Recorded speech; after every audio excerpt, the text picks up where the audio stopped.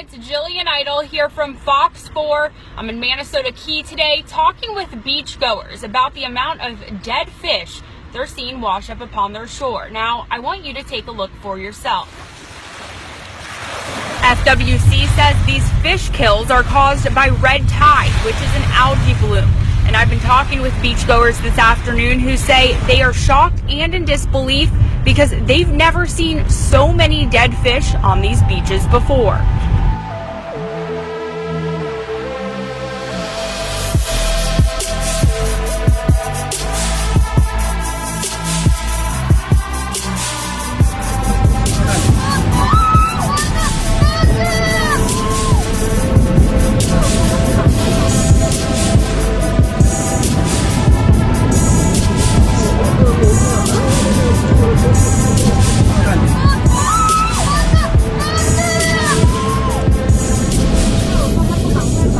This Wednesday, over 200 tourists ended up being stuck on Mount Barujari, a volcano in Indonesia, after it erupted. The group of tourists signed up to walk up the mountain the Sunday before the eruption. Overall, there were 389 of them. 120 of them successfully walked down Mount Barujari. Overall, there were 389 of them. 120 of them successfully walked down Mount Barujari by Wednesday, but 250 tourists are still missing. Indonesian officials are searching for them to make sure they make it safely back to civilization. Experts are raising the possibility that melting ice in Greenland could expose toxic materials left behind from the Cold War. It involves a U.S. military camp in northwest Greenland that was abandoned in the mid-1960s. Camp Century was a complex of tunnels dug into the ice. When the camp was abandoned, thousands of tons of waste were left behind. The material includes tanks of diesel fuel, radioactive coolant, and toxic chemicals known as PCBs. It was left nearly 120 feet below the surface. At the time, military officials believed it would be safely entombed in ice for thousands of years. But now a new study suggests that because of the melting ice, the material could be exposed much sooner, possibly by the end of the century. That could pose a threat to the environment. It's also raising questions about what should be done about it and who's responsible. This video is incredible. I mean, did you see that? Wow. There's lightning, there's debris flying all over the place. This was captured in Layton, Utah from just a couple of days ago. And a lot of people were convinced that this was from a tornado. But the reality is this was not from a tornado. The National Weather Service went in and they did a storm damage survey and they were trying to distinguish, was this a tornado? But they said no, this was actually caused by straight line winds. And we were seeing that debris getting pushed in the same direction that the wind was blowing. You can see it barely missed these vehicles. And from what we understand, nobody was hurt in this. Thank goodness. At the rate we're currently going, the Earth's temperature is apparently going to climb 7 degrees higher in the next few thousand years. That's according to a new study that's showing data indicating the Earth is warmer than it's been in the last 120,000 years, and that greenhouse gases may warm the planet more than we previously thought. Now, this research comes from Carolyn Schneider, who is a climate policy official at the U.S. Environmental Protection Agency. Her findings recently appeared in the journal Nature, and her data is collected from dozens of different sea surface temperature locations from across the globe. Now, she's looked at all sorts of things like the acidity of the water, the species that inhabit the water, and other factors like carbon dioxide and heat levels. Now, of course, Ms. Schneider could only look at some of this data going back so far because it's not like the science and the buoy data has been charted for hundreds of thousands of years. So some of her research is based on rough estimates, and she admits there's a large margin of errors. Still, we certainly believe that she and other scientists who dedicate their lives to this should be commended for their work. Although it should also be mentioned that not all scientists are agreeing with these latest findings, and that this has already sparked great debate on how Earth's climate will change in the future. Massive wildfire burning out of control in the mountains south of San Jose, California, forcing hundreds of people from their homes as crews work to battle them from above. Right now, the fire is only about 10% contained. Senior correspondent Adam Housley is live in Los Angeles. Adam, I grew up in California. Boy, those fires are staggering when they get burning. What is the latest on this one? Yeah, and you know, being from California as well, in Northern California where I'm from, you don't see fires like this in areas like Santa Cruz very often. It's an area that's generally a bit more mild as compared to other parts of the state. And right now, really, it's like a furnace when you step outside in much of California. And whether you're along the coastline or you're inland, this fire began on Monday when it was 97-degree heat in the hills above Santa Cruz. That's just south of San Jose, just south of the Silicon Valley. That's where this fire is burning. It's called the Loma Fire. More than 3,000 acres. There are 500 firefighters on it. There's no cause of yet. You mentioned 10% contained, but it's very difficult terrain to fight this in. Everything's very dry here in California. This drought just doesn't want to seem to end. We know there have been a number of homes and buildings destroyed. Now, while the fire is obviously very serious business, people did not really want to evacuate in many cases. A lot of the people down here in more rural areas, they like to live out in that area and they want to try to save their homes. But firefighters warn about these brutal fire conditions everybody's facing. I want to stay here, you know, I don't think it's really going to hit us. And then all of a sudden it was like, no, it's coming. I can see flames from Mini Pacheco. We have very, very, very dry fuel up there. We have steep terrain, and we have territory that hasn't burned in 50-plus years, kind of making the perfect storm for this event right now. Heavy rainfall from Typhoon Meiji has caused a landslide in a Lishui City village in East China's Zhejiang province. Up to 30 people are missing, and dozens of houses have been damaged. Officials took dozens of villagers to safety in the early afternoon, but some refused to leave. 4 of the injured were taken to hospitals and rescue operations are ongoing. The local meteorological station has issued an orange alert for heavy rain, which is the 3rd highest in China's 4-level system.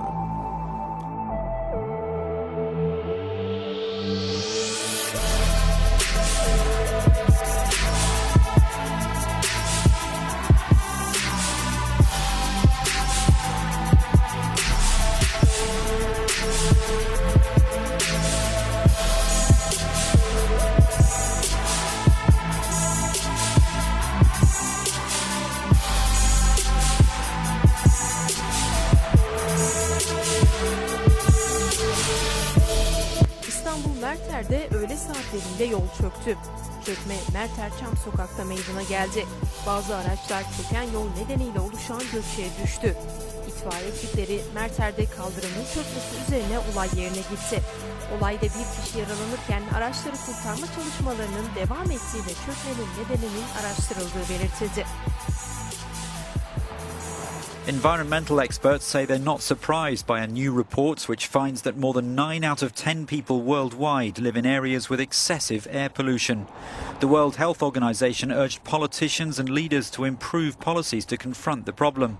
Its report, published on Monday, highlighted countries such as India and China as expected, but also said the Eastern Mediterranean and Western Pacific were badly affected. In Russia, Greenpeace blames the authorities, saying they don't take the problem seriously enough. Today, questions related to environmental protection that may well cause a growth in the death rate are not a priority in our country, although it may seem that Russia is a country where such questions should be discussed. Apart from air pollution, today hundreds of thousands, if not millions of people live in radioactively polluted territories. In New Delhi, the level of the smallest particles in the air is 25 times the international safe limit. Indian researchers also blame a lack of official action against the poor air quality. At least they point out they're not alone. We have this image that the European world has a very good air quality, and also so we have that image that only the Asian cities, only the Asian countries, and also the African continent has this problem of air pollution. But the best thing is this report actually tells that the European world is also facing the similar problem. Despite some measures restricting car use in New Delhi, some 1,500 new vehicles are said to take to the roads every day. Taking to the streets, calling for justice in Tulsa, Oklahoma, after an unarmed black man was shot to death by a white officer. And now police say they found drugs in that man's car. But attorneys for Terrence Crutcher's family say the discussion of drugs is taken away from questions about the use of deadly force. The state medical examiner's office says toxicology reports for Crutcher are still pending. Officer Betty Shelby, who fired the fatal shot, says Crutcher was shot because he reached in his vehicle. He looks at her, and his left hand breaks the plane of where the window would be, as if he's reaching in. And at that time, she fired one shot. She was in fear of her life. How could he be reaching into the car if the window is up and there's blood on the glass? The Justice Department is still investigating. Meantime, several tweets linked to a local police chief are making the rounds on the internet. Middletown Chief Rodney Mooterspaw is tired of police shootings across the country, and he's letting people know. Local 12's Perry Shively has more on his reaction on social media. Perry? Sheila, Chief Rodney Mooterspaw has had enough. He's tired of the police shootings happening around the country, fed up with the negative effect it has on all officers of the law. He took to social media to talk about the incident, and he didn't hold back. Mooterspaw says he's sick of all the police shootings and says some officers are making all officers look bad. He later said that he's been in that situation many times and that you do whatever it takes to protect a life first. The police chief was referring to the shooting of Terrence Crutcher in Tulsa, Oklahoma. Mooterspaw also retweeted a tweet posted by his son. That one reads, "My dad's a great police chief. If anyone needs a positive leadership example, go watch him for a day." Mooterspaw is a longtime veteran officer with the Middletown Police Department. Sheila, back to you. Thank you, Perry. And in just a few minutes, we will be covering more protests overnight in another police officer involved shooting, this one in Charlotte, North Carolina, which also left a man dead. The efforts of the Portland chapter of the Satanic Temple to bring an after-school program called After School Satan to a Portland elementary school have succeeded. The Oregonian Oregon Live reports the organization's been approved to begin a program on October 19th at Sacramento Elementary School. Group leader Finn Rez says their program focuses on science and rational thinking. It will promote benevolence and empathy for everybody. The group seeks to counter the influence of Christian after-school programs such as Good News Clubs. Such programs have popped up at schools in the wake of a 2001 U.S. Supreme Court ruling that paved the way for religious organizations to establish after-school activities at public school facilities. Fertility doctors using a brand new technique to eliminate inherited disease have helped a woman deliver a baby with 3 genetic parents. The child, who is now 5 months old, has the usual DNA from his mom and dad, plus genetic code from a female donor. The method was carried out in Mexico by US Dr. John Zhang and his team, as the procedure is illegal in America. It means the child is now free of a fatal disorder known as Lee syndrome, which, carried in his mother's genes, led to the deaths of 2 previous children. Experts say the move heralds a new era in medicine and could help other families with rare genetic conditions. However, critics say it's playing God and insist such controversial techniques have rigorous checks. These visitors are enjoying the dramatic scenery of Norway's remote Arctic islands. In July, tourism to Svalbard was up 14% over the previous year, but more people also means more contact with one of the local residents, polar bears. Despite the bears' fearsome reputation, when humans and bears face off, the bears usually lose.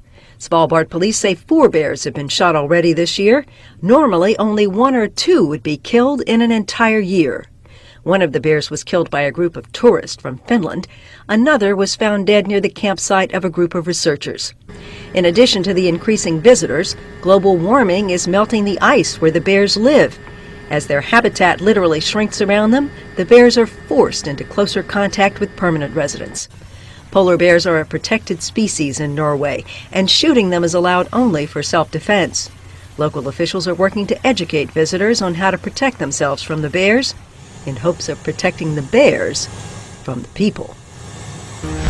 Creepy clowns popping up across the country. You've likely seen reports in other states of clowns freaking people out or even trying to lure children. Here in central Indiana, Metro Police are also fielding calls. But is it a concern? The Now's Mike Pelton is working for you, figuring out who is behind the mask. Mike?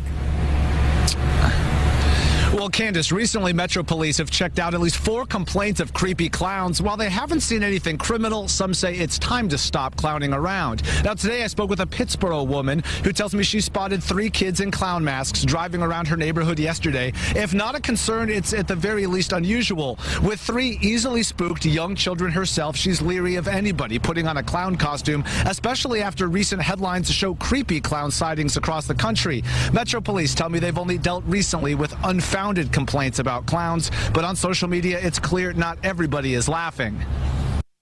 Some of them are more violent and some of them again are just harmless pranks, but nowadays with, just everything that goes on, you just never know. You never know who's going to be the harmless prank and who's going to be the one with a knife that's going to, do something and be violent and hurt you. So. Franklin Police Fire and EMS. Hi, I just got home from work and got out of my car, and I have heard so much about this, I didn't even know this was actually true, but I just got chased by a clown up into my door of my apartment. Okay, where do you live? Where was the last place you saw it? We live, it's kind of backed up into like a privacy fence, so I live up a balcony, and right before I got to the steps, it ran around the side of the building, and I just ran as fast as I could up into the balcony and shut my door. Like behind the apartments? Yeah, it was behind my building. Which apartment do you live in? Apartment 5, and we don't have a number on our door, but it's the glass, like, French doors at the top. Did he say anything to you, make any threats, or just chased you? No, it just ran at me. And what's your name? Jenna. And I know this is a silly question, but can you give me a description? It was like a full clown suit. All I saw really was white and red, and it wasn't like it was like a plastic mask, or like a all over, like, full mask around his head. Okay. It wasn't like a wig or anything like that. It was all one piece. All right, we'll send somebody out in the area, okay? Do you want to see an officer, or you just want us to see if we can find them? Maybe just check the area. Okay, we will. We mentioned the kids were being evacuated to Oakdale Baptist Church. That is where they were taken by bus to meet their parents, and Dave Jordan is there. And Dave, we see you now. So Dave, bring us up to speed. What do you see there? Well, Gordon, we have a lot of relief parents coming to Oakdale Baptist Church. This is where the parents of Townville students, elementary students, were told to come to pick up their children. I'm going to get a shot over my shoulder. This is what is greeting them when they arrive here. You see a lot of police cars, but you also see a long line of cars, sort of like a number of cars just waiting so they can pull over and retrieve their children. Now, if you can pan over to the left, this is a little bit of a traffic jam right now, people trying to navigate as well. I've spoken to a couple of parents, many of them shedding tears of relief, very overwhelmed by the events of the day, as you as a parent, Gordon, could certainly imagine. Others are making their way, parking away from the school, from the church right now, rather, and walking up the hill to go and retrieve those children. We have a police officer, a sheriff's deputy as well, directing traffic. As I mentioned, many people coming in the distance from all over the area to try to see if their children are among the ones that were taken here, which is where some of the parents have been told to route. There is also a heavy police presence here, independent of directing traffic. You can see some of the flashing blue lights, many of them standing guard, a lot of parents talking on cell phones, communicating with people. This is a very highly charged scene right now, and we are going to stay here and continue to cover it as these developments unfold throughout the day. A lot of parents relieved, some anxious, but many of them hoping to be reunited with their children that they haven't seen since this morning when they dropped them off, or when the bus dropped them off at Townville Elementary. Dave, how are they doing that? The reuniting of parents and kids. You know, they have a lot of very strict procedures for how parents pick up their kids at the school, but this is a terrifying and unusual situation. What are they doing? Well, what they're doing, and the buses are taking children here, which is what my understanding is. We've seen at least 2 or 3 school buses. Scott Metzger is working on the camera for me. Scott, if you can zoom in beyond the church sign, you can see one of the school buses here. Presumably, that school bus is filled with children, dropping them off to this location so that they can be reunited with their parents. Now I'm going to have the camera pan a little more, if possible. Right over my shoulder, you can see parents walking away with their children. Take a shot right here. These are some of the parents who have collected their children and are walking back to the cars, many of them relieved, children clinging to their parents. Some of them were even crying, highly emotional, as you can imagine. People want to be reunited with their kids. This is a very emotional scene right now, and it's also a very dramatic scene that is playing out in real time. This is something that schools prepare for all the time, but it's one of these things, Gordon, Yeah, stay on the shots. This is one of the things that, you know, schools prepare for all the time, but certainly something they hope does not happen. And that is what we're hearing a lot of right now. A lot of anxiety, a lot of relief for the parents who have finally connected with their children, and a heavy police presence here this afternoon as parents are reunited at Oakdale Baptist Church on Highway 24 in Townville. Gordon? Yeah, Dave, I'm sorry. As a parent, this is the worst thing that can ever happen, ever, to hear that there's been a shooting at your child's school. So what we're going to do is try and talk to some of those folks responding to that scene, to school officials, about how they're organizing that. That was Oakdale Baptist Church, where the kids from Townville Elementary, as Dave showed you some of the buses bringing those kids in. We watched as they were evacuated from the school there today, and now those parents who at some point today got a phone call from Anderson District 4 saying there's been a shooting at your child's school. Don't pick them up at the school. Pick them up at Oakdale Baptist. A terrifying situation and heartbreaking to watch. You saw these kids clinging to their mothers and fathers as they're being walked away.